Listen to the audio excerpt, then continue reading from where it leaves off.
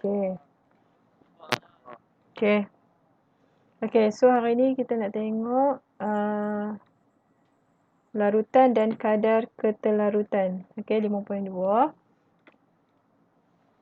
Okey, yang pertama kita nak tengok zat terlarut, pelarut dan larutan. Okey, zat terlarut ialah bahan yang boleh melarut di dalam cecair, manakala pelarut ialah cecair yang boleh melarutkan bahan. Okey, contohnya dekat sinilah. Okey, air adalah pelarut. Okey, dia untuk melarutkan bahan. Okey, dalam bentuk cecair. Okey, gula ni adalah zat terlarut. Okey, dia boleh melarut dalam pelarut. Ingat elok nah. Dia tak pening pun dia punya ni. Cuma dia banyak sangat larut tak larut. Macam tu. Okey, jadi larutan ialah hasil campuran yang terbentuk apabila zat terlarut melarut di dalam pelarut. Okey, so air ni sebagai pelarut. Okey, gula sebagai zat terlarut. Okey, gula, air ni dan juga air gula adalah contoh. Okey, kalau ditanya apakah maksud pelarut? Pelarut ialah air. Salah. Okey, pelarut ialah cecair yang boleh melarutkan bahan. Jawab macam tu. Okey, apakah maksud zat terlarut? Zat terlarut ialah gula. Salah. Okey, jawapan dia zat terlarut ialah bahan yang boleh melarut di dalam cecair. Okey. Okey, jadi larutan ni adalah hasil daripada percampuran antara zat terlarut dan juga pelarut. Jadilah larutan. Okey, kalau kita letak gula dengan air, jadilah air gula. Okey, yang tu adalah contohlah larutan. Okey, boleh tengok muka surat 106 lah, buku teks. Okey, seterusnya larutan cair, larutan pekat dan larutan tepu. Kuantiti zat terlarut di dalam suatu larutan mempengaruhi kepekatan larutan tersebut. Okey, larutan boleh dikelaskan kepada larutan cair, larutan pekat dan juga larutan tepu. Okey, ini muka surat 107, buku teks biji sama. Okey, larutan cair ialah kuantiti zat terlarut yang sedikit di dalam pelarut boleh melarutkan banyak lagi zat terlarut. Okey, contohnya kita ambil air. Okey, air masak lah. Okey, lepas tu kita ambil gula. Okey, kita bubuh dalam air tu. Okey, lepas tu yang tu bila kita kacau dia, okey, kacau gula tu. Okey, jadi gula tu akan terlarut. Okey, yang tu adalah larutan cair. Okey. Tapi bila kita letak gula banyak dalam air, okey, kita akan nampak larutan tu adalah larutan pekat, iaitu kuantiti zat terlarut yang banyak di dalam pelarut boleh melarutkan sedikit sahaja lagi zat terlarut. Okey, kalau larutan cair ni kita boleh melarutkan lagi banyak gula. Okey, tapi kalau larutan pekat, kalau kita tambah lagi gula, dia akan jadi larutan tepu. Okey, larutan tepu ialah kuantiti zat terlarut yang berlebihan di dalam pelarut. Tidak boleh melarutkan zat terlarut lagi dan menghasilkan mendakan. Okey. Mula-mula kita letak gula dulu sikit dalam air. Okey, jadi larutan cair. Okey, lepas tu kita bubuh gula banyak-banyak. Okey, dia akan jadi larutan pekat. Okey, kita tambah lagi gula banyak, dia akan jadi larutan tepu. Maksudnya dia dah tak boleh nak melarutkan lagi zat terlarut dan dia akan menghasilkan mendakan. Mendakan tu maksudnya gula yang tak dilarutkan lah. Okey. Okey, kita ada 3 jenis larutan. Larutan cair, larutan pekat dan juga larutan tepu. Okey, seterusnya larutan dan ampaian. Larutan ialah campuran jernih yang terhasil apabila zat terlarut larut di dalam pelarut. Kita tahu tadi lah kan larutan. Okey, manakala ampaian ialah campuran keruh yang terbentuk daripada zat terlarut yang tidak larut di dalam pelarut. Okey, contohnya. Okey, campuran air dan pasir yang kecil. Okey, pasir tu apa? Pasir tu tak boleh melarut dalam air. Sebab apa? Sebab dia punya butiran dia besar.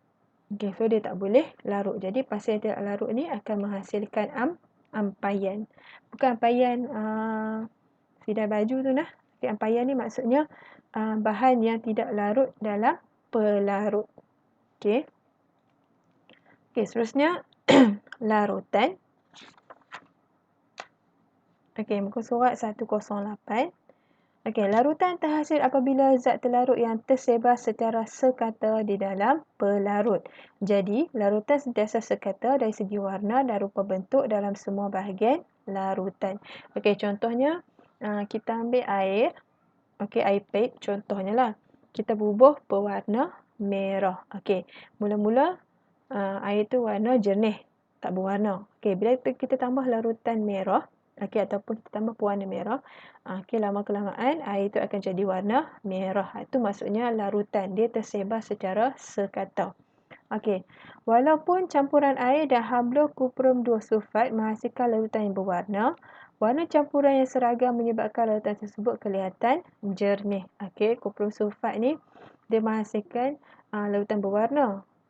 Okey, walaupun kita nampak warna dia jernih. Saiz zarah zat terlarut yang sangat kecil membolehkan cahaya menembusi larutan. Hal ini juga menyebabkan larutan tidak meninggalkan sebarang sisa ketika dituras. Okey, maksudnya dia nak catat kat sini bila nama dia larutan tu, apabila zat terlarut tu dia melarut secara sekata tanpa meninggalkan ampaian. Okey, jadi contohnya kalau kat sini kan kita nampak warna kuning. Jadi kalau kita ambil cahaya ataupun kita ambil lampu suluh, kita letak dekat sini. Okey, dekat skrin putih tu kita akan nampak warna dia. Okey, dekat muka surat 108 aktiviti 5.6. Okey.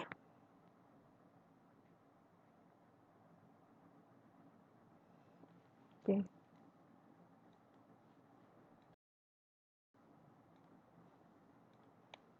Okey, ampaian pula.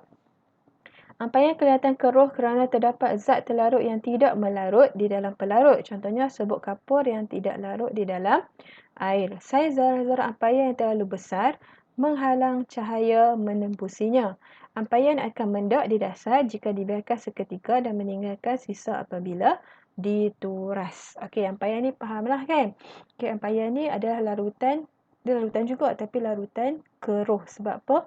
Sebab zat terlarut dia tak melarut dalam pelarut. Okey, contohnya kalau kita ambil sebut kapur, okey, dia tak larut dalam air. Lama-kelamaan zarah-zarah kapur tu akan mendak kat bawah. Okey, dia akan duduk dekat bawah ni. Okey, bila kita ambil lampu suluh ataupun torchlight, kita suluh kat sini, kita tak boleh nampak cahaya dekat belakang tu berbanding dengan larutan ni. Okey, walaupun larutan ni warna kuning, tapi kalau kita letak torchlight, okey, kita on torchlight kat sini, kita boleh nampak cahaya dekat belakang dia, boleh menembusi dia. Okey, tapi kalau ampaian kita tak boleh nampak cahaya. Okey, itu perbezaan antara larutan dan juga ampaian. Okey, keterlarutan. Okey, suatu bahan ialah kuantiti maksimum zat terlarut yang dapat larut di dalam 100 ml pelarut pada suhu yang tertentu. Okey, maksudnya keterlarutan ni, okey, bila kita ambil zat terlarut tadi, okey, contohnya gula, kita nak dia melarut dalam air, dalam pelarut. Jadi, sebanyak mana dia terlarut, tu nama dia keterlarutan. Okey, kebolehan dia untuk melarut dalam pelarut. Okey, kadar keterlarutan ada 3 faktor dia, iaitu suhu, kadar kacauan dan juga saiz zat terlarut. Okey, maksudnya dia nak melarut banyak mana tu berdasarkan kepada suhu, kadar kacauan, kita kacau ke tak kacau, ataupun saiz zat terlarut. Okey, kita tengok satu-satu dah. Okey, faktor yang mempengaruhi kadar keterlarutan. Okey, gula larut lebih cepat di dalam air kopi yang panas apabila dikacau. Okey, yang ni adalah faktor suhu. Okey, kalau kita ambil 2 mak, okey, ambil 2 cawan. Okey, lepas tu satu cawan air panas, satu lagi cawan air sejuk. Okey, lepas tu kita masuk kopi. Apa jadi? Okey, dekat air panas tadi kopi tu melarut dengan cepat. Okey, dia tak ada orang kata apa ampaian ke apa kan. Okey, tapi kalau yang dekat air sejuk tu, okey, kita nampak kopi tu tak terlarut. Okey. Okey, ini adalah faktor suhu. Okey, suhu dan kadar kacauan yang tinggi menyebabkan zarah-zarah pelarut bergerak dengan pantas. Okey, hal ini menyebabkan zarah-zarah pelarut dan zat terlarut lebih cepat mengisi ruang di antara satu sama lain. Okey, bila suhu tinggi, Okey, kadar ketelarutan pun tinggi. Okey, itu maksud dia. Okey, satu lagi. Ni, kadar kacauan. Okey, kalau kita contoh tadi kan, okey, serbuk kopi kita tambah air panas dan juga dalam air sejuk. Okey, lepas tu kita kacau. Okey, makin cepat kita kacau, makin cepatlah air kopi tu melarut dalam pelarut. Okey. Okey, seterusnya faktor yang mempengaruhi kadar ketelarutan. Okey, gula halus larut lebih cepat berbanding dengan gula cube. Okey, kamu boleh tengok muka surat 111. Okey. Semakin kecil saiz zat terlarut, semakin besar jumlah luas permukaan yang terdedah kepada zarah-zarah pelarut. Hal ini menyebabkan zat terlarut melarut di dalam pelarut dengan lebih cepat. Okey, ini gula cube. Okey, gula cube. Dia senang je. Okey, antara gula kasar dengan gula halus. Okey, gula halus tu lah dia akan melarut dengan cepat. Sebab apa? Sebab saiz dia yang kecil. Okey. Okey, seterusnya okey, sebelum sampai dekat koloid ni, okey, boleh faham tak setakat ni? Boleh. Okey, seterusnya koloid. Okey, koloid muka surat 111 juga. Koloid ialah campuran dua atau lebih zat terlarut yang tersebar secara sekata. Akan tetapi, koloid tidak membentuk campuran yang jernih dan juga tidak menghasilkan mendakan. Okey, jadi koloid adalah suatu bentuk campuran yang keadaannya terletak di antara larutan dan ampaian. Okey, kamu boleh tengok dekat 3 gambar ni. Okey, yang pertama adalah larutan. Okey, larutan, zat terlarut tu dia melarut secara sekata. Nampak dia tak ada bintik-bintik ke apa kan. Dia solid sahaja. Okey, kalau koloid, nampak tak dia bergerak pi atas, bawah. Okey, tapi kalau ampaian, dia turun ke bawah. Okey. Okey, itu beza antara larutan, koloid dan juga ampaian. Okey, koloid ni sebab apa? Dia campuran yang jernih tapi dia tak menghasilkan mendakan. Okey, tapi ampaian dia menghasilkan mendakan. Okey, seterusnya. Okey, contoh koloid dalam kehidupan harian. Busa. Okey, ni adalah jenis dia. Okey, busa adalah krim pencukur. Biasa nampak kan? Ni. Okey, yang ni adalah koloid.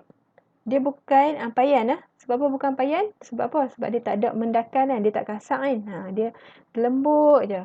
Okey, so ni adalah koloid. Okey, emulsi. Okey, susu dan juga mayonis. Okey, susu dia larut sekata. Dia tak ada ampaian. Okey, tu nama dia koloid. Dan juga mayonis. Okey, contoh dia lah. Okey, seterusnya muka surat 112. Okey. Air sebagai pelarut semesta. Pelarut semesta ni maksudnya pelarut yang kita banyak guna. Okey, dia boleh melarutkan banyak benda. Okey, air dikenali sebagai pelarut semesta kerana keupayaannya untuk melarutkan hampir semua bahan sama ada pepejar, cecair atau gas. Air digunakan sebagai pelarut secara domestik dan juga sebagai bahan mentah dalam industri pembuatan, pertanian dan perubatan. Okey, kegunaan dia. Baja boleh larut dalam air dan diserap oleh akar tumbuhan. Minuman ringan dihasilkan dengan menggunakan air sebagai pelarut. Air melarutkan deterjen yang digunakan dalam proses pembersihan. Sebab tu dia kata air dia sebagai pelarut semesta. Pelarut semesta ni maksudnya dia boleh melarutkan banyak benda. Okey, seterusnya. Pelarut bukan air. Okey, ada juga pelarut lain selain daripada air. Okey. Berasaskan karbon boleh digunakan untuk melarutkan zat terlarut yang tidak larut di dalam air. Okey, contohnya apa yang tak larut dalam air? Minyak.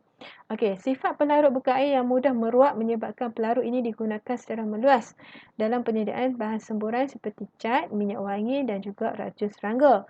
Pelarut bukan air perlu dikendalikan dengan cermat kerana pelarut ini membahayakan kesihatan manusia. Okey, kita tengok contoh dia nah. Okey, ini contoh pelarut. Ni jenis dia nah. Okey, jenis pelarut bukan air yang pertama adalah alkohol. Okey, boleh tengok muka surat 112 buku teks. Okey, contoh alkohol adalah minyak wangi dan juga antiseptik. Okey. Ini contoh pelarut bukan air lah yang digunakan dalam industri. Okey, yang kedua, kerosin. Okey, kerosin ni kita guna dalam minyak lampu ataupun kita panggil minyak gas, kan? Okey, lepas tu aseton untuk varnis kuku dan juga lacquer. Lacquer ni apa? Kita nak macam shellac lah. Shellac tu adalah sejenis lacquer. Kita nak menggilap bahan bagi jadi shining. Okey. Lepas tu varnis kuku. Ni pewarna kuku kan. Okey. Yang ni bentuk karbon lah, ikatan karbon. Tak apa, ini kemahiran pengetahuan sahaja. Okey, lepas tu tupetin, penanggal kotoran cat dan juga pencair cat. Okey, bila orang yang tukang cat tu kan, okey, tangan dia kena cat, okey, dia guna tupetin lah. Biasa tengok kan tupetin kan. Dia warna jernih sahaja. Okey, dan juga pencair cat. Okey, seterusnya ether. Okey, ether ni diguna untuk mengekstrak minyak. Okey, untuk dia orang kata apa? Tapih minyak.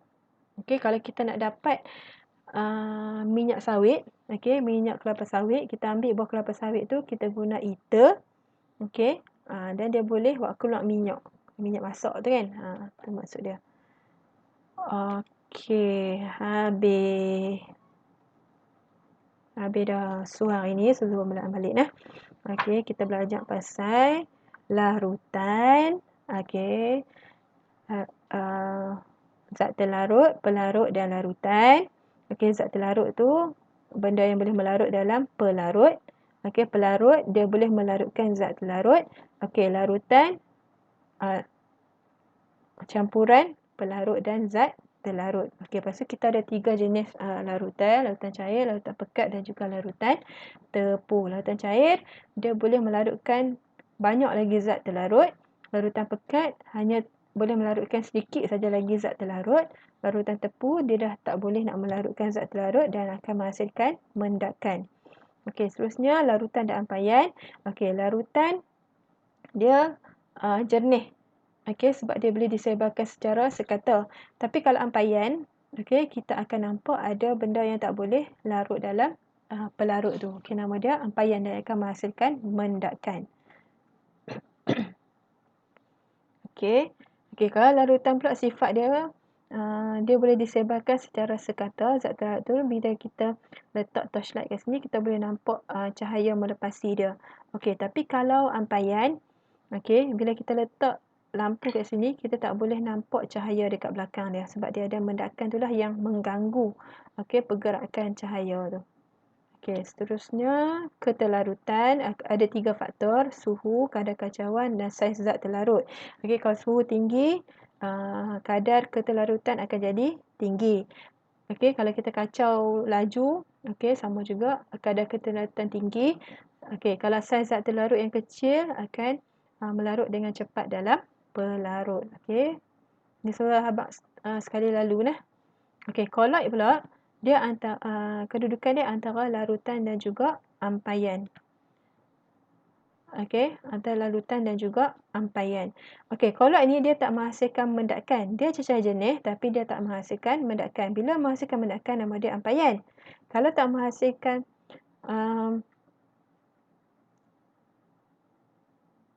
dia tak membentuk cecair jernih. Okey, dan dia tak ada mendakan. Kalau menghasilkan mendakan, nama dia ampaian. Kalau dia ada cecair jernih, nama dia lah larutan. Okey, lepas tu kita tengok. Okey, koloid ini contoh dia adalah busa. Okey, dan juga emulsi. Okey, lepas tu air sebagai pelarut semesta, maksudnya air tu dia boleh melarutkan semua benda. Okey. Jadi pelarut bukan air kita ada berapa?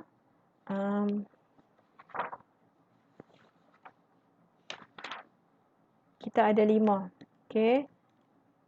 Alkohol, kerosin, aseton, tupetin dan juga ether. Okey. Habis dah. Buka buku aktiviti muka surat 19. 19.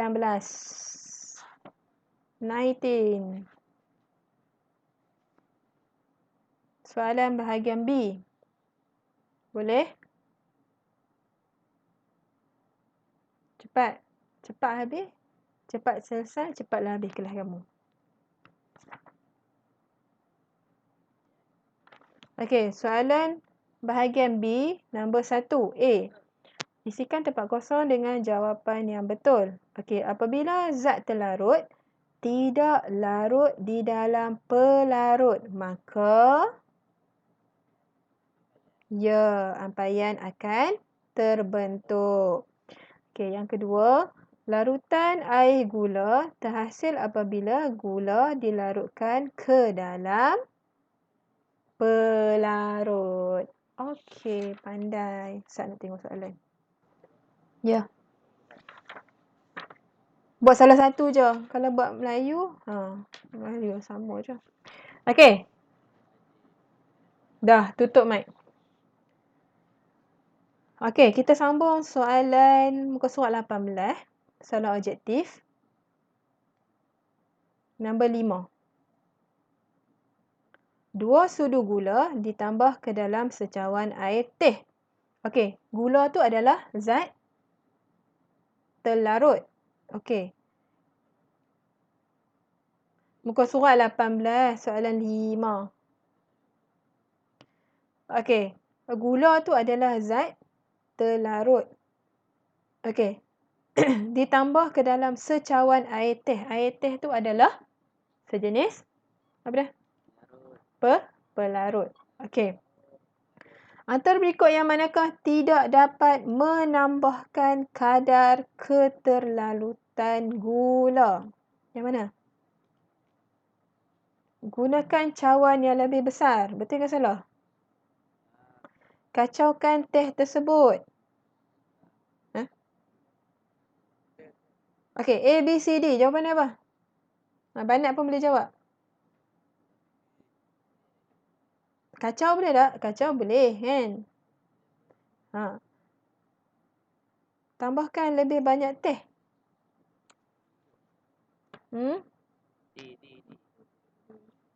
A, B, C, D. Jawapan dia A. Tak ada kaitan lah cawan besar, cawan kecil. Okey, nombor 6. Antara berikut padanan yang manakah betul? A, B, C, D. Kan? Alkohol dia boleh apa? Alkohol.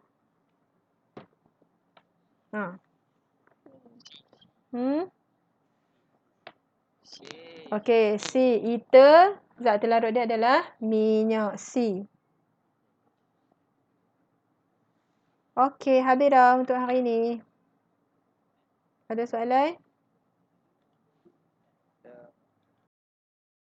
Hanya boleh menembusi larutan sahaja. Sebab larutan dia adalah zat terlarut dia mengalir sekata, kan? Ni. Okey. Larutan secara sekata dari segi warna dan rupa bentuk. Jadi kalau kata dia tak melarut secara sekata, memang tak boleh, cahaya tak boleh menembusi dia.